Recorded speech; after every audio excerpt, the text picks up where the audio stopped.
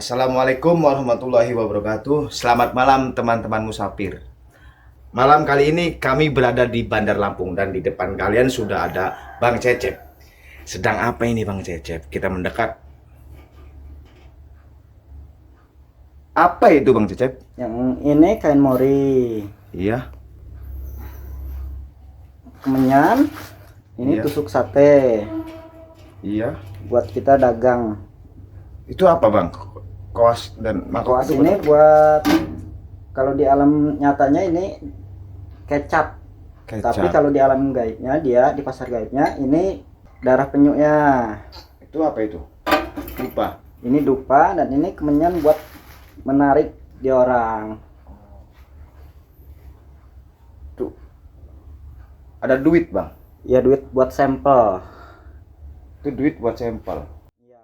Ini apa sih sebenarnya yang mau dibagikan sama Kang apa sama apa? Wah. Kisah apa sih yang mau dibagikan sama Bang Cecep ini? Ya kisah saya berdagang di pasar gaib jualan sate penyu Itu kejadiannya tahun berapa, Bang? tahun ini. Tahun ini? Ya. Oke, teman-teman musafir, jangan kemana-mana.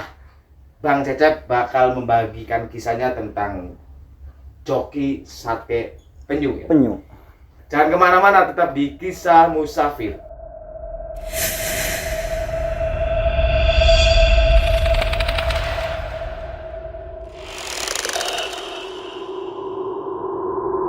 Jualan kita harus puasa. Puasanya sehari semalam. Terus deh. Habis puasa kita baru bisa berjualan.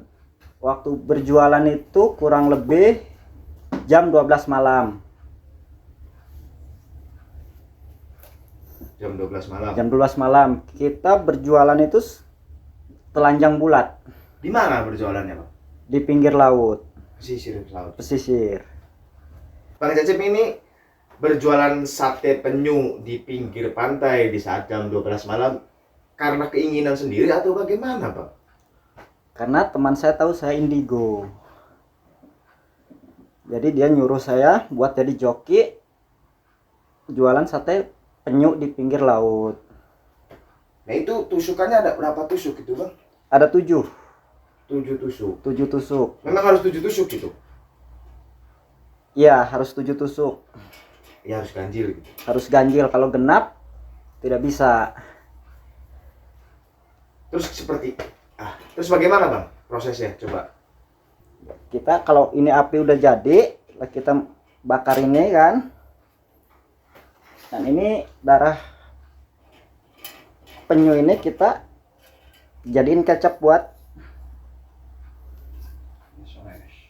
oles-oles.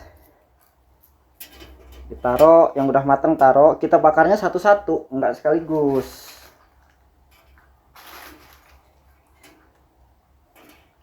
Nah, satu ini matang, kita kasih kecap.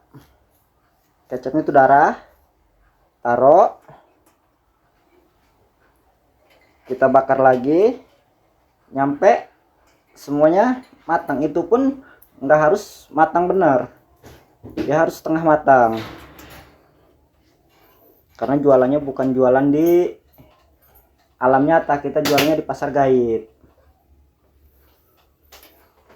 Setelah sate ini matang semua, kita sambil ngipasin api biar nggak mati. Kita sambil bakar menyan biar ngundang dia datang. Kita sambil ngomong terus dagangan kita ngomong sate ya gimana kita jualan di alam nyata. Tapi godanya tuh berat. Serangan awalnya itu kita merinding tuh dari dampal kaki, itu dari kaki nyampe ke sini, sampai ke punduk itu merindingnya. Serangan pun banyak di situ. Ya seperti api itu jadi kayak disiram minyak di api itu. Ya kalau godaan-godaan yang makhluk halus itu ya banyak. Ya seperti dari kuntilanak lah, dari genderuwonya, ya dari pocong. Dia orang tuh mengganggu kita berjualan, tapi kita kan jualannya bukan menuju ke dia orang, kita jualan itu menuju ke siluman-siluman, bukan ke jin. Itu yang 7 tusuk jadi berapa ratus juta bang kalau laku semua itu? Kalau laku semua bisa jadi 2M, tergantung rezeki. Ada yang nyampe 5M bahkan. Kadang satu tusuk ini ada yang berani bisa dibayarin 1M per tusuk. Itu proses silumannya datang itu seperti apa bang? Apakah dia tiba-tiba datang, apa Bang Cecepnya yang masuk ke pasar gaib itu seperti apa, gimana bang? Kita yang masuk ke pasar gaib. Oh, Bang Cecepnya yang masuk ke pasar gaib. Ya kita jualan telanjang, di sana kita berpakaian.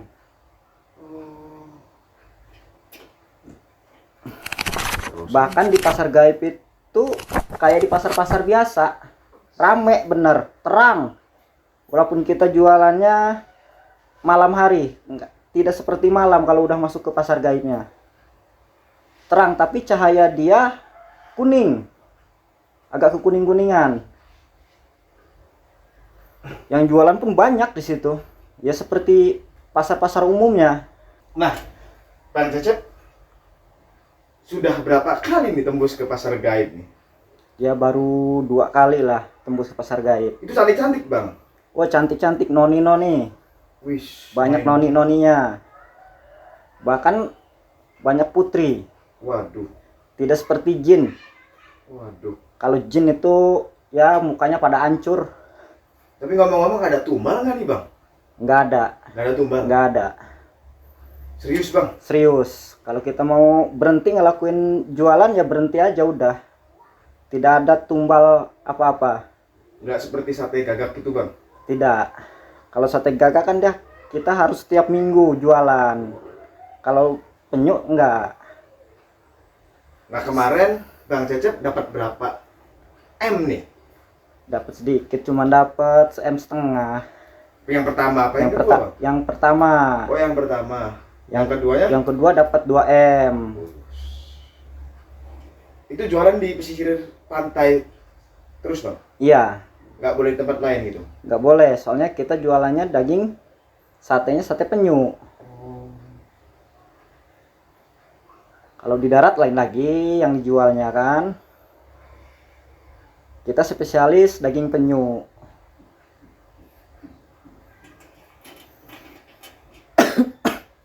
Nah kalau untuk serangan-serangan kayak genderuwo, kuntilanak itu kayak mana bang?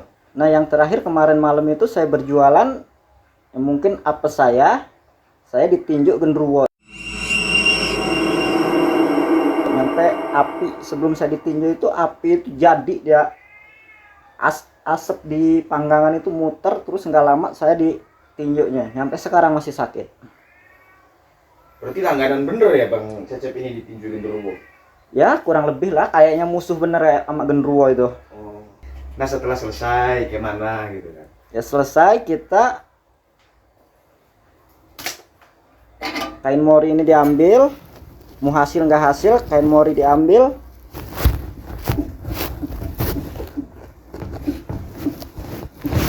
Kita balik kanan itu nggak boleh nengok lagi ke belakang, langsung jalan dulu saja ke depan.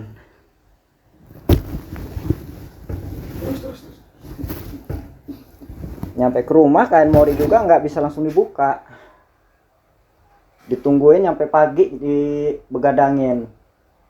Itu duitnya nyata bang? Duitnya nyata. Pagi bisa langsung dibelanjain.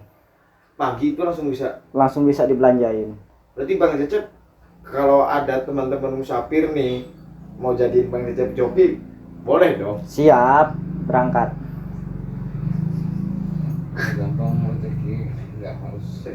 Tergantung rezekinya, jangan terlalu mengharapkan. Kalau rezeki kita bagus, ya kita dikasih. Oh berarti kayak kita berdagang di gimana kita berjualan di pasar lah. Kita ada rezeki ada yang beli. Ya kalau nggak ada rezekinya kita berjualan ya sepi. Soalnya saya juga bukan sekali dua kali yang gagalnya berjualan. Banyak.